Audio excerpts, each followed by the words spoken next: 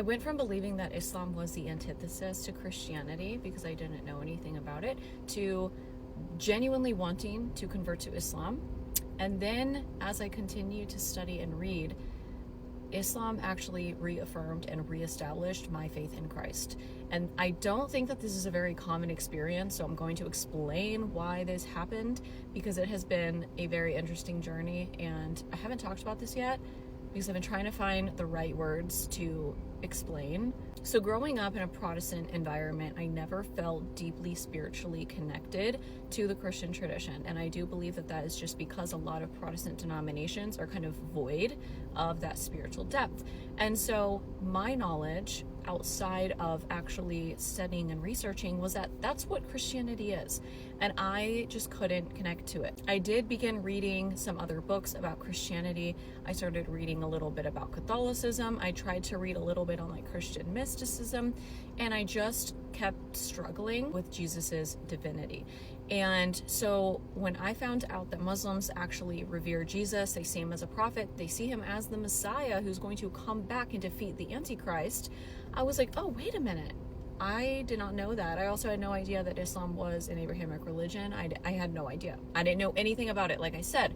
So I started reading about it. I started studying, and I was like, wow, this has so many pieces that I have been looking for in Christianity. And now what I was reading and studying definitely had a strong Sufi influence. So that was another reason as to why what I was absorbing and interpreting and studying was very deeply spiritual. Really did something for me. But also it's important to note that a lot of Muslims don't even recognize Sufism as Islamic. So that was kind of a point of contention. But then moving on, I kept noticing these themes with Jesus in the Quran. And, you know, the Quran talks about how Jesus actually wasn't crucified and that he ascended directly into heaven. And it talks about how he was born of a virgin mother and that he's going to return and defeat the Antichrist. It explicitly calls him the Messiah. And I'm like, okay, so Jesus has these very unique qualities that no other prophet has. Nobody else defeated death, and that is the theme. That is the central theme in Christianity, is that Jesus defeated death. That sets him apart from anybody else. Now, whether he actually was buried for 3 days and he rose from the dead, or he was not crucified and he ascended into heaven, I see both of those as signifying defeating death. There were also a lot of other things about Islam that I really liked. One is that they pray like Jesus. They observe some laws that I agree with. I don't agree with all of them. Some things that I really connected to was the idea of dhikr and taqwa. And it's interesting because I've been picturing this graph. I need to like draw it out and get creative visual for you guys. But if there's like a horseshoe shape, and it's like, there's different branches of Christianity and then of Islam that really correlate to one another. And up top, where I do feel like they are so close, there's so much overlap. The only main difference is that obviously Sufis would not consider Jesus to be God, even though he did defeated death.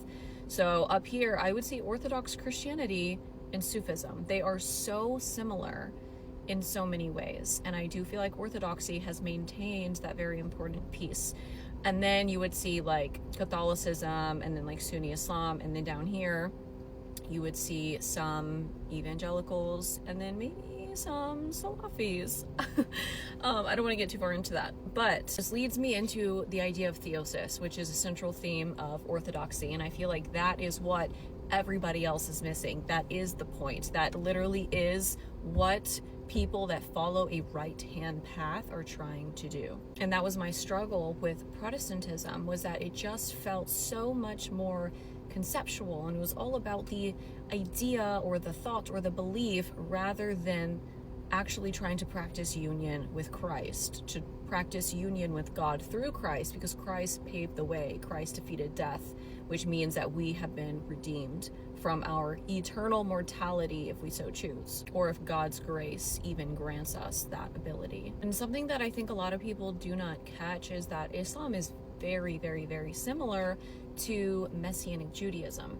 And so it's like there's some legalism from Judaism that has been maintained. There are also a few other things, but they obviously see Jesus as the Messiah. So they have that missing piece that Judaism doesn't have, but there's still a missing piece. And the irony is that I didn't really think that that was a missing piece, because I actually struggled with the idea of Jesus's divinity until I felt that there were so many signs in the Quran that would just state over and over how unique and different and above all other people Jesus actually was. His status was so elevated, but without giving him those elevated titles above a just typical prophet. I have so much more to say about this, but this video is very long, so I'm going to cut it at that, and then we will continue this conversation later.